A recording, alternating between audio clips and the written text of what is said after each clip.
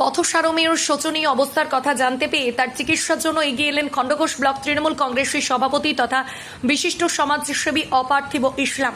গতকাল অমিত দত্ত নামে এক ব্যক্তির করা ফেসবুক পোস্ট নজরে আসে। তার একটি পথসারমেয় চোখ মুখ দিয়ে রীতিমতো পুঁজ রক্ত বেরিয়ে এমনই বেহাল অবস্থা হয়েছে যে তাকে দেখে সারমেয় বলে মনে হবে না। ওই সারমেয়টির চিকিৎসার জন্য যাতে সকলেই সহায়তা করেন সেই উদ্দেশ্যেই পোস্ট করেন। এরপর সেই পোস্ট চোখে পড়তেই সারমেয়টির চিকিৎসা ভার নিজের কাঁধে তুলে নিলেন জেলা পরিষদের কর্মাধ্যক্ষ অপার্থিব ইসলাম। রাজনীতির আঙ্গিনায় বিভিন্ন সময় বিভিন্ন মানুষের পাশে গিয়ে দাঁড়িয়েছেন তিনি। রাজনীতির বাইরেও সমাজসেবী হিসেবে সুপরিচিত আছে তার। এবার এক পথ সারমেয় চিকিৎসার ভার নিজের কাঁধে তুলে নিলেন অপার্থিব ইসলাম। তবে এই বিষয়টি নিয়ে প্রচার করার কোনো উদ্দেশ্য ছিল না তার, কিন্তু প্রচারের ফলে যদি আরও 5 জন মানুষ এই সারমেয়টির সহযোগিতায় এগিয়ে আসেন কিংবা এরকম আরও বেওয়ারিশ পশু পাখিদের প্রতি যত্নবান হন, সেই উদ্দেশ্যে বার্তা দেওয়ার জন্য এই উদ্যোগ বলে জানালেন অপার্থিব ইসলাম। ইতিমধ্যে চিকিৎসকের সঙ্গে কথাবার্তা বলা হয়েছে, তবে এখন অবশ্য সারমেয়টিকে খুঁজে পাওয়া যাচ্ছে না। যেহেতু মশা মাছি পোকা মাকড়ের উপদ্রব হতে পারে, তাই সারমেয়টি কোনো অন্ধকার নির্জন জায়গাতেই লুকিয়ে রয়েছে বলে জানা যাচ্ছে। তবে সন্ধ্যাবেলায় যদি সারমেয়টিকে খুঁজে পাওয়া যায় তাহলে তার চিকিৎসা করানো হবে। ইতিমধ্যে 1 সপ্তাহের ওষুধ দিয়েছেন ডাক্তার, সেই হিসাবে লোক ঠিক করা হয়েছে তারাই সারমেয়টির চিকিৎসা করবেন। এরপর সারমেয়টির কেমোথেরাপি চলবে এবং আশা করা হচ্ছে এভাবেই সারমেয়টি ধীরে ধীরে সুস্থ হয়ে উঠবে, একথা জানান অমিত দত্ত। দাদা, আপনাকে আমরা রাজনীতির কারণে দেখেছি বিভিন্ন সময় বিভিন্ন মানুষের পাশে গিয়ে দাঁড়াতে। আজকে একটা অন্যভাবে দেখলাম, পথ কুকুরদের জন্য এইভাবে সেবা করতে এগিয়ে এলেন, কি বলবেন? সেবা করতে ডাইরেক্ট আমি আসিনি, যদি আমি সঙ্গে থাকি। আমি গতকাল একটা ফেসবুকে দেখলাম অমিত দত্ত বলে আমার এক ভাই, তিনি এখানে বিভিন্ন কাজে যান, যেতে যেতে কুকুরটাকে দেখেছিলেন। কুকুরটার ছবি তুলে ছগড়াই বাজারে কুকুরটার ছবি তুলে তিনি ফেসবুকে পোস্ট করেছিলেন এবং আমরা দেখলাম কুকুরটা খুবই অসুস্থ। বহু মানুষ, সহৃদয় মানুষ কমেন্ট করেছেন, লিখেছেন বিভিন্নভাবে সাহায্য করার জন্য। আমি সঙ্গে সঙ্গে আমি জানি আমার এক ভাই আছেন যিনি এই পথ কুকুর বলুন, গরু মানে বেওয়ারিশ যে গরুগুলো থাকে, আরও বিভিন্ন যেসব প্রাণী, হনুমান থেকে আর করে অনেক কিছু যে প্রাণী দেখেন, উনি অসুস্থ দেখলে এই ভাই কিন্তু দেখেন। এবং করোনার সময়ে যে 2 বছর যে বন্ধ ছিল, মানুষ ঘরবন্দি ছিল, তখন তাদের খাবারের খুব টান পড়তো, তখন পর্যন্ত উনি গাড়ি করে খাবার দিয়ে দিয়ে বেরিয়েছেন। এরকমও নজির ওনার কাছে আছে, আমি জানি।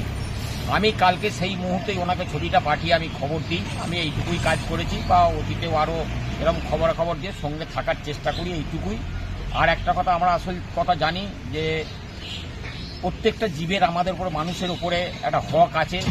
তাদের খাবার দাবারের দেখভালের জায়গা, তাদের চিকিৎসার এসব আছে।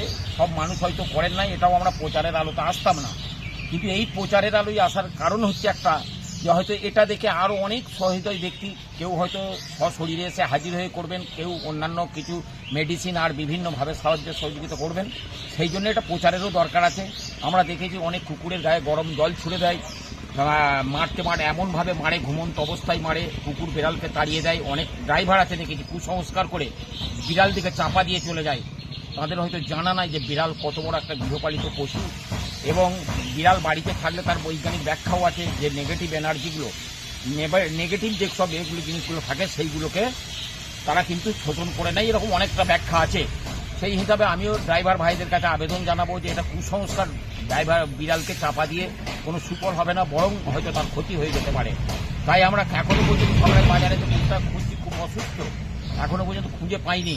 আমরা আমাদের এই যে ইনি আছেন আমাদের রামুদা, আমি বলি আমার ভাই, আমার বয়সের থেকে আমার ছোটো উনি, তা উনি মেডিসিন দিয়ে যাচ্ছেন এখানে, যার কাছে সবথেকে বেশি লালন পালন হয় কুকুরটা, তাকে মেডিসিন আমরা দিয়ে যাচ্ছি। তিনি দেখবেন, যদি দেখা যায় তাকে বলি যে একটু আটকে রাখতে, ওর যে সার্জারি যে চিকিৎসাগুলো করতে হবে সেগুলো। হ্যাঁ, এটা ক্যান্সার হয়েছে আর কি, যেটা নজেল মানে টিউমার থেকে এটা হয়েছে আর কি। তো উনি বললেন পরবর্তীকালে এসে চিকিৎসা কাল করে দেবেন। ওষুধটা যে এখন খুঁজে বেড়াচ্ছেন, 2-3টে ছেলে দেখুন খুঁজে বেড়াচ্ছে। এইটুকুই হচ্ছে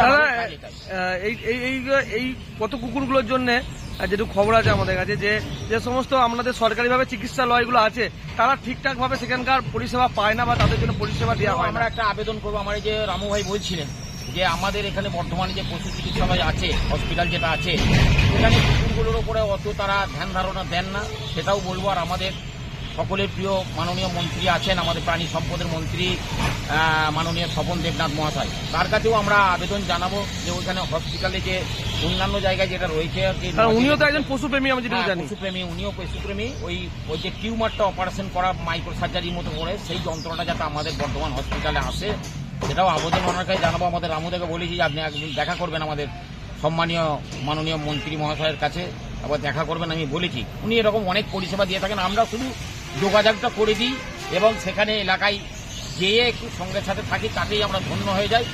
আরও আমি মানুষের কাছে, প্রত্যেকটা মানুষের কাছে আবেদন করব যে দেখুন, পশু পাখি যাই কিছু আছে তারাও কিন্তু আমাদের জন্যেই সৃষ্টিকর্তা তৈরি করেছেন, তাদের হক আমাদের উপর আছে। আমরা এই জায়গায় বলবো যেখানে যেরকমই পশু থাক তাদের খাবারের একটু ব্যবস্থা, অনেক খাবারই নষ্ট আমরা করি।